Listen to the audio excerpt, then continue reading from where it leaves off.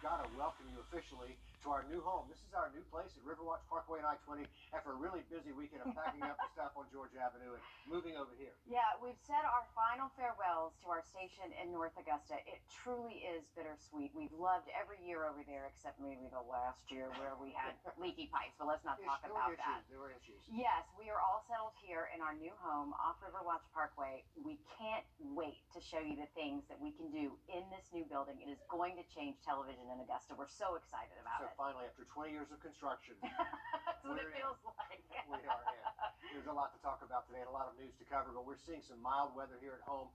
Winter storms across the country have been hitting the brakes, really, on our local vaccine supply. It really is affecting everyone all over the country. Today, University Hospital had to cancel one of its vaccination clinics because of that delay in vaccine shipments. With the clock ticking for some people to get that second dose on time, News 12's Brady Trapnell takes a look at just how long these delays could last. I've only been here at First Baptist Church in Augusta for about 15 minutes, and 2 people have already driven by asking if they were doing vaccinations today. But there's a sign on the door, and once again, the vaccination clinic is delayed with those vaccines somewhere else. University Hospital says they called and had a conversation or left a voicemail with every patient scheduled for the second dose clinic. It's the second time it's been postponed due to weather issues from last week. University officials say the situation is out of their control and they simply have not received Moderna doses from the state. AU Health is only using Pfizer doses, and those are all coming on time. They received a shipment this morning and are planning clinics for later this week in Georgia and South Carolina. But University Hospital is up against a deadline for getting the second dose to their patients. The CDC has said that we have a 42-day window for that second dose. So, we're relying on that knowledge to be able to reschedule the dose when we get a supply. From our standpoint, we're doing everything possible to be able to deliver the dose. It's up to the state to be able to supply us with that. University Hospital says their first dose clinics in the state of Georgia are all on pause right now, and their second dose clinics will be rescheduled as soon as they possibly can. But there is good news in South Carolina on the vaccine front. We'll have more on that on News 12 at 6 o'clock. Reporting in Augusta, Brady Trapnell on your side. Thank you for that, Brady. Looking forward to some good news. Taking a look now at the latest COVID case numbers across the two-state. In Georgia, a little more than 1,300 new cases were reported today. 56 more people died. Over the last 14 days, both the average increase in the number of cases and deaths, though, are down in the Peach State. In South Carolina, 779 new confirmed cases and 8 new deaths, while cases in Georgia are trending down. It is not the same story right now in South Carolina. We do have more coverage on that coming up here in the next half hour. But for now, let's head outside for a look. From 8 to 5 at the old Uchee Creek Library. Again, Election Day is coming up March 16th. There are calls for a hate crime law in South Carolina, just one of 3 in the nation without one. Today, the Chamber of Commerce and several businesses talked about the importance of passing that kind of legislation. They say having hate crime penalties in place is a must when it comes to protecting their employees. We're asking the South Carolina General Assembly to deliver what matters as well. Because when we think about UPS, our people are our most valuable asset. And we believe that the greatest strength of our people is the diversity amongst them and the unique qualities that each and every one of them brings to work every single day. The South Carolina Chamber of Commerce just launched a website today called PassHateCrimeSC.com. Businesses can support, they can show support there, or even check for updates on the legislation if you click the link. Tomorrow marks a year since the shooting death of Ahmaud Arbery. A vigil is set to take place in Waynesboro.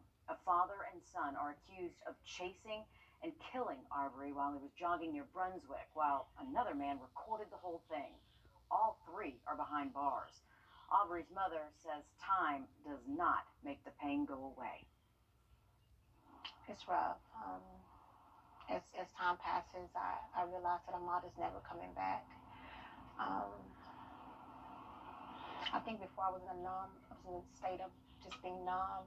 And as the days has passed, the numbness has left, and it's very painful. The vigil tomorrow is being held at New Springfield Baptist Church. It's at 5 o'clock. It is open to the public. Tonight, you can also hear more from Arbery's mother on NBC Nightly News at 6:30. A woman in Orangeburg missing for almost a month now. The Orangeburg Department of Public Safety asking for your help finding Christina Eckler. She was last seen in Orangeburg on February the 1st. Police say Eckler might be traveling with a white male in his late 40s, maybe in a 2013 light blue Dodge Avenger. The South Carolina plates YQW467. A battle over renovating the old jail on Walton Way. It is heading now to a courtroom. A judge from Southwest Georgia set to hear the city of Augusta's objections to the plan. An order from Superior Court Judge Carl Brown asked to turn the old jail into more courtroom space. The city did file a new objection earlier this month in Richmond County Superior Court. No date has been set for this hearing yet, but we'll keep you posted. Riley. Richard Skies, it's bow time. Pretty exciting stuff here. A singer from South Georgia now on his way to Hollywood. Oh, yeah. We first told you about Willie Spence over the weekend. He is a 21-year-old from Douglas, Georgia, just about an hour or so north from Valdosta. And last night, he earned his golden ticket to California. Check this out. Willie Spence from Douglas, Georgia. You're going to Hollywood. Spence did grow up in Douglas, and he now lives in the Dunwoody area. He was the last performer of the night. The spotlight was on him on last night's episode, getting a yes from all three judges, and check it out, a standing ovation from Lionel Richie. He won them over with his rendition of Diamonds by Rihanna. Shine bright like a diamond. Shine bright like a diamond.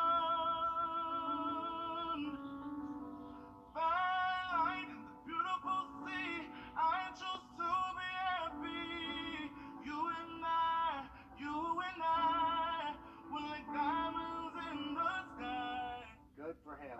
When the judges asked Spence what his 5-year goal was, he says he just wants to win a Grammy. I mean, I have chill bumps right now. It sounds like he is well on his way there. We wish him the best of luck. I know he's worked hard, but that talent, yeah, a lot of that is God-given talent. Right, at that stage with that spotlight like that, the nerves, just putting all that aside and melting it out. Oh, yeah. No, he looked complete. It was effortless for him.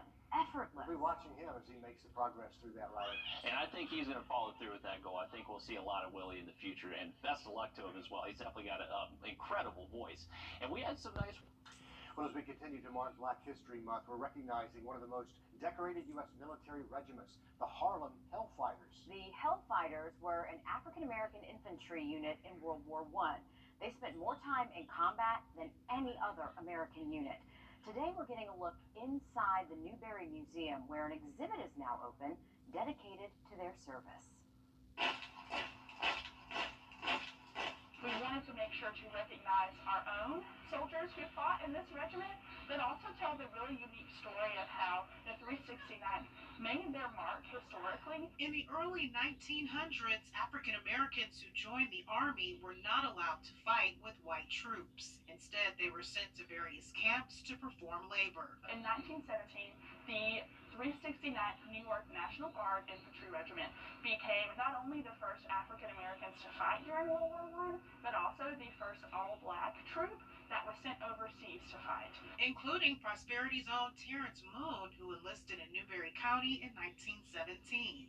Unable to fight with their fellow American troops because of segregation, the 369th were sent overseas to fight alongside the French, and would soon gain quite the reputation even among those on the other side. The Germans said that in around 200 days of battle, the Harlem Hellfighters did not lose one soldier to capture, nor did they lose 1 foot of ground to the enemy. Which, if your enemies are praising you to that extent, that's a big deal. They spent more time under fire than any other U.S. troops in World War I. They received 171 separate citations for bravery for individual soldiers. They also got the Croix de Guerre, France's highest military honor. Their accomplishments went beyond the battlefield, also recognized for the 369th Regiment Band. A lot of the French folks who were listening to their music were hearing live jazz for the first time. Upon their return to the U.S., their music helped pave the way not only for jazz, but the Harlem Renaissance, a period considered a golden age in African American culture. The Renaissance influenced people to dig deep and to express themselves through the arts, through writing, through poetry, through dance, through song, through music. An impact that continues today. Just a short road trip from Augusta. It's certainly worth your time. Yeah, just 2 or 3 hours. I would say even less than 3 Maybe hours. even less, but Yeah. an amazing collection over there and a fascinating history. Yeah. All right, let's have a look outside. Still to come, a new center in Augusta opening focused on our youth, how it's giving some kids a second chance.